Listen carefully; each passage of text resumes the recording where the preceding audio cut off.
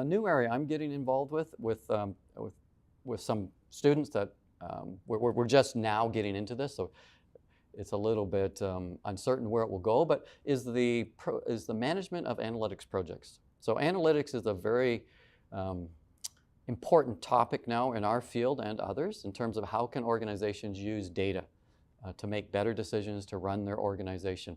And of course, we have so much data available now through social media, and it's generally called big data right now.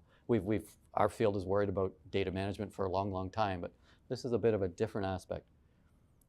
The question I'm interested in with some of my students is how can we manage projects so that the organization gets the most potential benefit from whatever they invest in analytics initiatives. So that's very challenging because it's easy to potentially build an algorithm, analyze some data, but how will the user use it? How do they make decisions? Can we involve them in different ways through the project to facilitate the transition and the ultimate business value? So there are different project management methods and methodologies that can be applied.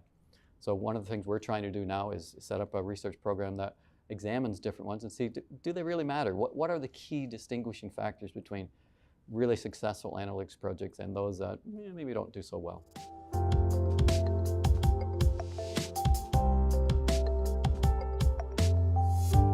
The PhD program to us is very important. A university exists for two reasons: to generate new knowledge and to share that knowledge through teaching.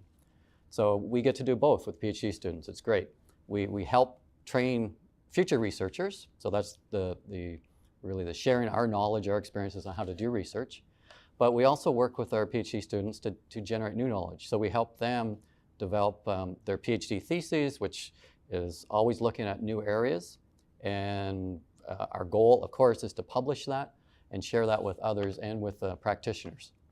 So for me, and I know it's true for all my colleagues in our area group, we wouldn't be here without a PhD program. So the PhD program is what makes a university, and it really is important to us in terms of we bring in bright students, they stimulate us, it keeps us fresh, we really enjoy working with them. So there's a vicious circle, it's really great. It's very important. I wouldn't have joined Queen's without it.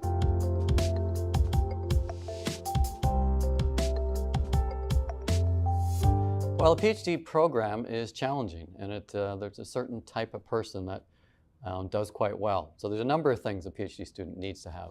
First, just as a starting point, they obviously need to be quite bright. That's kind of that's a given in a sense. But then they have to be quite motivated in terms of being able to focus on activities for a long duration. So the thesis itself probably takes 2 years, maybe a little more, and it's a fairly solitary activity with your supervisor and a few others. So they have to be able to focus and really engage with other people. They need to be able to think deeply about things that are interest them. So curiosity is very important.